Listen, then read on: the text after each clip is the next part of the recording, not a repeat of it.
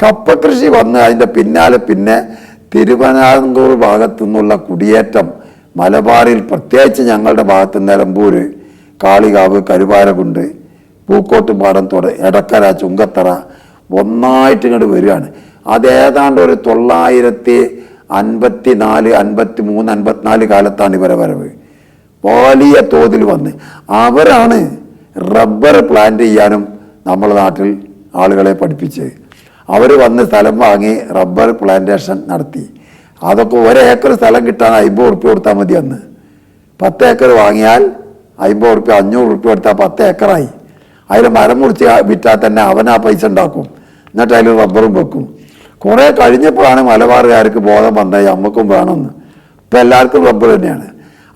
ആ തിരുവിതാംകൂർ, കൊച്ചി ആ ഭാഗത്തുനിന്ന്, പ്രത്യേകിച്ച് കോട്ടയം, കൊല്ലം, പത്തനംതിട്ട, അവിടുന്നാണ് ആളുകളുടെ വരവ് ഒന്നായിട്ട് വന്നപ്പോൾ. നമ്മുടെ നാട്ടിലൊക്കെ നിലമ്പൂർ മണ്ഡലത്തിൽ എടക്കര, ചുങ്കത്തറ, മൂത്തേടം, കരുളായി ഈ ഭാഗത്ത് അവിടുന്ന് അന്ന് വന്ന കുടിയേറ്റക്കാരായ ക്രിസ്ത്യാനികൾ മാത്രമാണ്. വളരെ കുറച്ചേ ആ നാട്ടുകാർ അങ്ങോട്ടും ഇങ്ങോട്ടും കയറി പാർത്തിട്ടുള്ളൂ.